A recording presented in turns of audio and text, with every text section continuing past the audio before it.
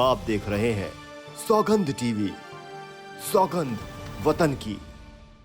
पहचान छिपाकर तो मैं नहीं मानता किसी से कोई प्रेम होगा। संसद संविधान से चल आज हज यात्रियों को सब्सिडी दी जा रही है। भारत की जो मूल समस्या है वो है जनसंख्या। केजरीवाल जिस आंदोलन से आए थे, मैं ये समझता हूँ हम लोगों ने बड़ा विश्वास था कि ये सबके लिए काम करेगा। सरकार हमें हमारी आवाज दबा रही है, लेकिन हम ना दबेंगे, अपनी आवाज उठाएंगे और जो जिस भाषा में समझेगा उस भाषा में समझेगा। पहले तो बहुत बहुत बधाई आपको जो आपने इतना बड़ा कदम उठाया है चुनाव के लिए। दूसरा, आपने कुछ जो मांगे रखी हैं सरकार से कि होनी चाहिए, जैसे कि जिसमें बेटियों को लेकर है और साथ साथ में लफ्ज़ियात की आपने बात की, उसके लिए क्या कहेंगे? नहीं, पहचान छिपाकर तो मैं नहीं मानता किसी से कोई प्रेम होगा। आप कलावा बांध कर आ जाएंगे, आप अपना नाम बदल लेंगे। आपकी मंशा साफ जाहिर होती है इन बातों से कि आप अपनी पहचान छिपाकर किसी उद्देश्य के लिए काम कर रहे हैं, और वो उद्देश्य पूरी दुनिया जानती है। उस उद्देश्य से पूरी दुनिया परेशान है, ना कि सिर्फ भारत उससे ग्रसित है। अल्पसंख्यक और बहुसंख्यक, आपने बोला अल्पसंख्यक और बहुसंख्यक भेदभाव किए जाते हैं, मंदिरों में जाने में दिक्कत होती है और बहुत सारी। इतने साल हो गए हमारे भारत को आज़ाद हुए, अभी भी हम उसी जाति प्रथा में जूझ रहे हैं। नहीं, जाति प्रथा का इससे कोई कंसर्न नहीं है। ये सीधा सीधा एक कानूनी भेदभाव है जो नेताओं ने सत्ता में बने रहने के लिए कुछ लोगों को विशेष लाभ दिए हुए हैं, जो पूरी तरह से असंवैधानिक है। संसद संविधान से चलती है और संविधान में से चलने वाली संसद में बैठे ये लोग संसद में बैठकर संविधान की धज्जियां उड़ा रहे हैं। बाकी तमाशा देख ही रहे हैं सब, किसी से कोई बात छिपी हुई नहीं है। किसी से कोई बात छिपी हुई नहीं है। जिस तरह से तमाशा देख रहे हैं, क्या लगता है ये तमाशा देख रहे हैं जो लोग, क्या उसका कोई नतीजा निकलने वाला है? इस नतीजे को निकालने के लिए ही हम लोग दिल्ली में चुनाव लड़ेंगे और जीतेंगे, और ताकत के साथ।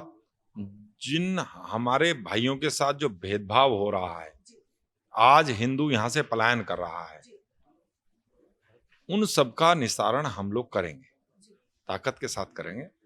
अपने भाइयों को मान सम्मान मिलना चाहिए।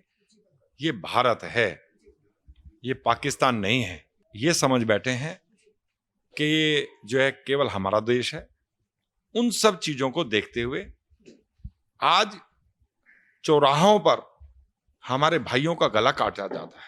उसी दिन जो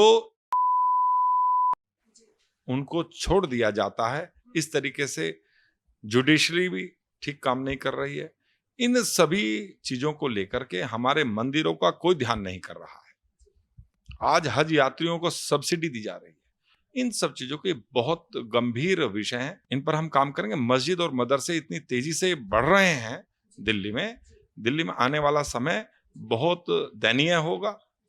इन सब चीजों को लेकर के हम लोगों ने ये निर्णय लिया है कि हम लोग चुनाव लड़ेंगे, अपने भाइयों को बचाने का काम करेंगे और भेदभाव जैसी राजनीति यहाँ नहीं चलने देंगे। अगर बात की जाए, आपने यहाँ पे मणिपुर और नू की बात की। मणिपुर और नू में जिस तरह से आगजनी हुई या दंगे हुए, निंदनीय बात तो है, लेकिन उसके बाद भी आपने उसके बारे में बात की कि यहाँ पे ऐसा उनको नहीं मिला, जबकि आपका सहयोग जो है वो अभी जो हमारे मोदी जी हैं उन्हीं के साथ है। फिर भी क्या वजह रही कि कहीं ना कहीं जहां वहां न्याय मिलना चाहिए उनको न्याय नहीं मिल रहा? कुछ कम्युनिस्ट विचारधारा के लोग जो छाती पीटने का काम करते हैं, कहीं भी किसी भी अल्पसंख्यक पर कोई परेशानी आ जाती है तो पूरे देश में हाहाकार मचा देते हैं। और रोज बहुसंख्यक समुदाय रोज पिट रहा है, रोज मर रहा है, रोज पलायन कर रहा है। उनकी बात कोई सुनने वाला नहीं है। यही तो जड़ है।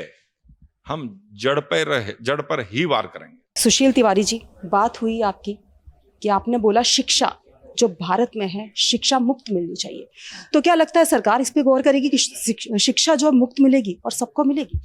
नहीं, शिक्षा और चिकित्सा तो मुफ्त मिलनी चाहिए। देखिए, हमारा विषय जनसंख्या नियंत्रण है और हम अपनी बात जनसंख्या नियंत्रण भी रखते हैं, क्योंकि हम जो समझते हैं भारत की जो मूल समस्या है वो है जनसंख्या। हमने अभी पार्टी गठन की बात करी है, आज घोषणा करी है हमारे प्रीत सिंह जी ने और पिंकी चौधरी जी ने, इसी से कि हम अभी भी मोदी जी को वक्त दे रहे हैं, क्योंकि धारा 370 राम मंदिर और 3 तलाक के अलावा और कोई कानून तो हमें दिखता नहीं है। अब कानून बनाने के लिए हमने वर्षों से संघर्ष कर लिया, जंतर मंतर पे जेल भी काट लिया, सारे काम कर लिए, सुप्रीम कोर्ट जा लिए, लेकिन हम समझते हैं कानून बनाने के लिए हमें विधानसभा और संसद में पहुंचना पड़ेगा।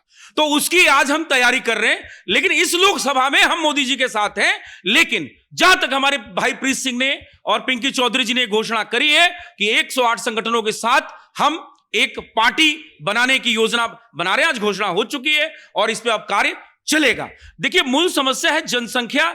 आज यूसीसी की बात 9 साल बाद क्यों आ रही है?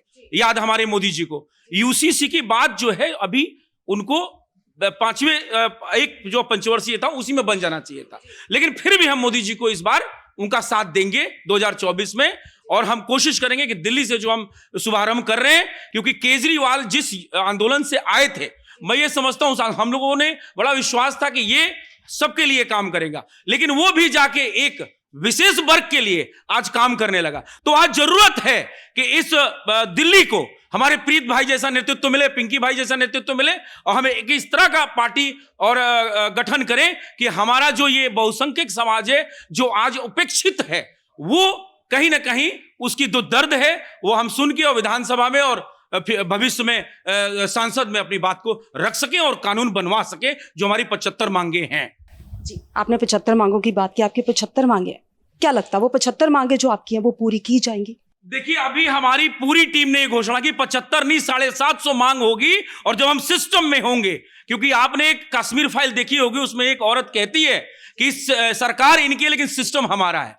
तो आप ये मान के चलिए कि अभी सिस्टम भी वही चल रहा है, चाहे वो आईपीसी हो और चाहे जितनी भी आप इसको न्याय बोलेंगी, ये न्याय नहीं है। तो इस तरह का चीज हम लोग विरोध करेंगे, और अपनी जो चीजें हैं उसको जो है अब सिस्टम में पहुंच के, उसी संवैधानिक सिस्टम में पहुंचने के बाद हम अपनी ये जितनी नीतियां हैं लागू करेंगे, क्योंकि हम लोग थक गए हैं, सरकारें सुन नहीं रही हैं, आवाज ही नहीं पहुंच रही उन तक, ऐसे सुनते हैं ऐसे निकल जाते हैं।